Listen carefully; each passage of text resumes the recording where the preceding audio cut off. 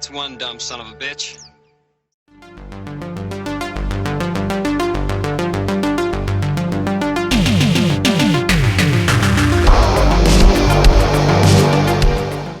Directed by Nico Masterokis and starring a face you've seen many times before, Gerald Okamura, who you've probably seen as a bad guy in most films. We are talking about Ninja Academy.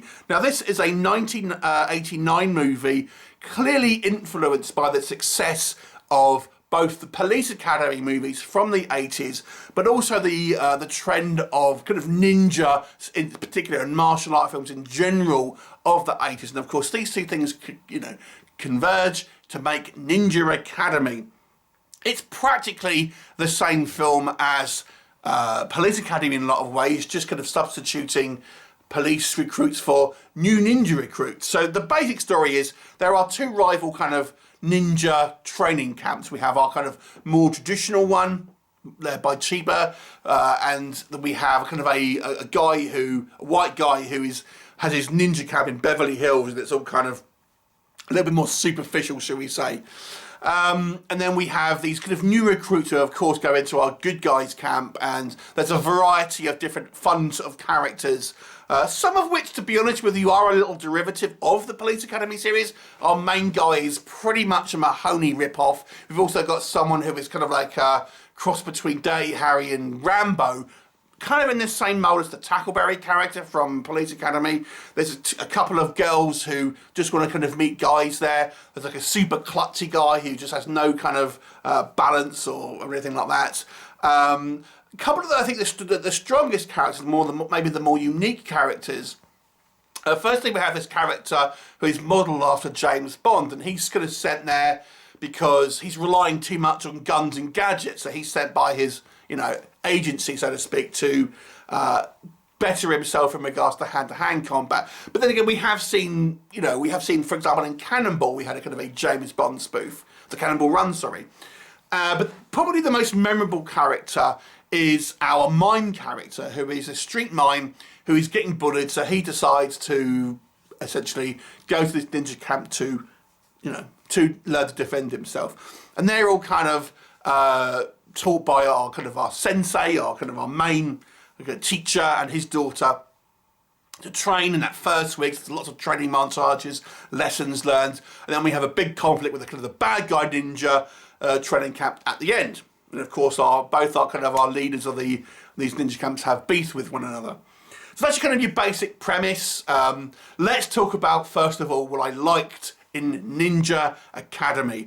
I loved this movie when I was a kid. I used to watch this. I remember watching this with my brother a lot when we were younger, and we both really enjoyed it because we were into kind of martial arts films and stuff like that, but we were quite young.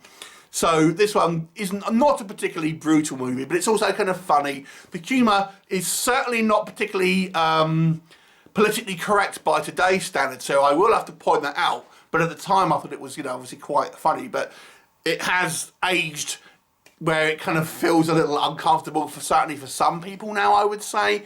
But that's true of a lot of 80s films. It's just the way, you just have to accept that's what it was like in the 80s. But that's just a kind of a little point now.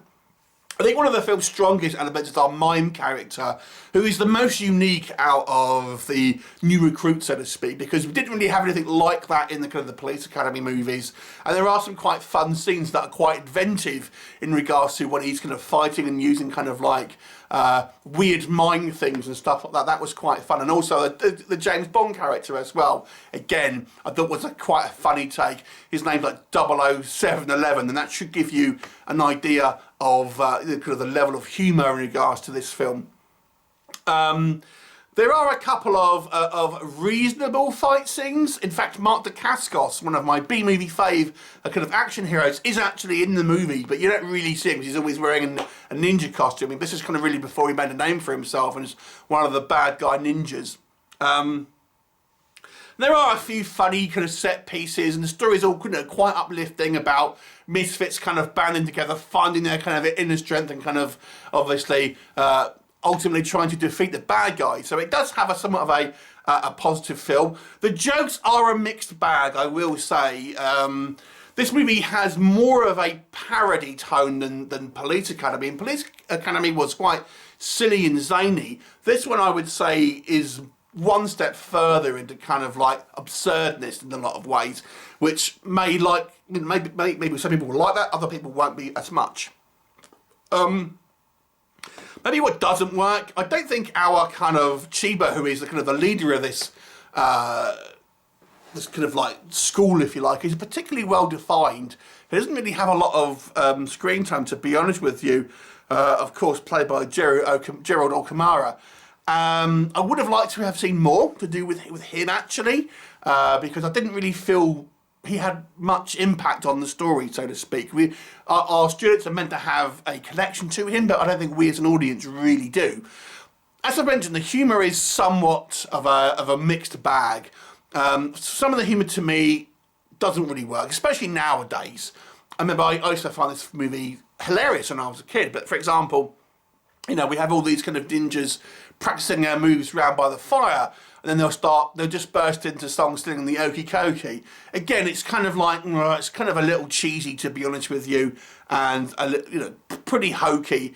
And as I said, the movie borders more into a parody, where we kind of see things that are a little bit more kind of extreme in regards to, you know, hyper reality and things like that than maybe the Police Academy's films. Although that was obviously not to be taken seriously and funny and stuff, it was, you know, it never quite went into supernatural and things like that, which this movie kind of does to a point. I think one of the issues with this film is it is so derivative of the Police Academy series. It's practically the same story.